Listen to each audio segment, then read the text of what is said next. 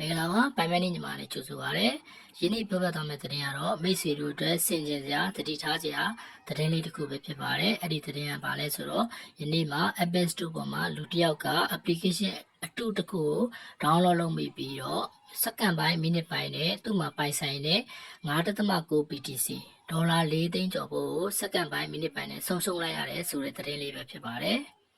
သူဘယ်လိုမျိုးဆုံးရှုံးသွားလဲဆိုတော့သူက magic ပုတ်တစ်ခုကိုဝယ်လာတယ်အဲ့ဒီမှာသူက magic ပုတ်ကိုဆက်တက်လို့ရင်းနဲ့ Apple Store ပေါ်မှာသူကလက်ချက် wallet ဆိုတဲ့အတူပေါ့နော်လက်ချက် wallet အတူကိုသူကမှားယွင်းပြီးတော့ download ဆွဲမိသွားတယ်အဲ့ဒီမှာပဲသူကအဲ့ဒီ wallet ကတောင်းတဲ့ passpage 24လုံးကိုသူကအစ်စ်ထင်ပြီးတော့ဗောနော် wallet ကိုအတူမှန်းမသိဘူးအစ်စ်နဲ့လည်းသူကလုံးလုံးစင်တူနေတဲ့အတွက်သူလည်းမှားယွင်းပြီးတော့အဲ့ဒီ24လုံးကိုထည့်မိလိုက်တယ်အဲ့ဒီ wallet passpage ပေါ့နော်24လုံးထည့်ပြီးတော့စက္ကန့်ပိုင်းမိနစ်ပိုင်းအတွင်းမှာပဲသူ့မှာပိုင်ဆိုင်တဲ့ 5.9 BTC ဒေါ်လာ4သိန်းကျော်ကို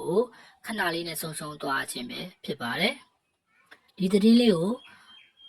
ဘာသင်ခန်းစာယူရမလဲဆိုတော့မိတ်ဆွေတို့အနေနဲ့ကိုမသိတဲ့ application တွေမသိတဲ့ link တွေကိုအရန်ယုံမိပြီးတော့ဗောနော်ကိုက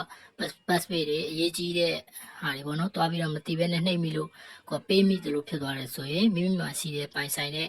အရာတွေဟာစက္ကန့်ပိုင်းမိနစ်ပိုင်းတွင်နဲ့ဆုံးရှုံးသွားနိုင်ပါတယ်ယနေ့ခေတ်မှာဆိုရင်ကြားဖြန့်တို့ဘာလို့ဆိုရင်ကိုက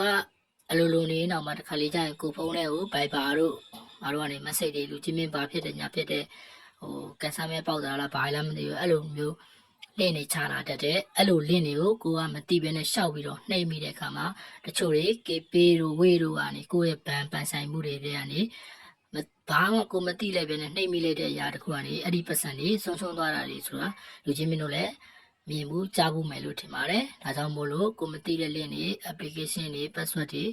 ကိုကတေချာလေးလုံခြုံထိန်းထားမယ်မသိဘဲနဲ့ဘာမှမနှိပ်ဘဲနဲ့နေကြပါလို့เนาะဒီအဖြစ်အပျက်လေးကိုသင်ခန်းစာယူရအောင်ကျွန်တော် Prime Money ညီမလေးတင်ဆက်ပေးရခြင်းဖြစ်ပါတယ်အားလုံးပဲမင်္ဂလာရှိသောနေ့လေးဖြစ်ပါစေအားလုံးပြည့်ရင်ကင်ကွာကျန်းမာချမ်းသာကြပါစေ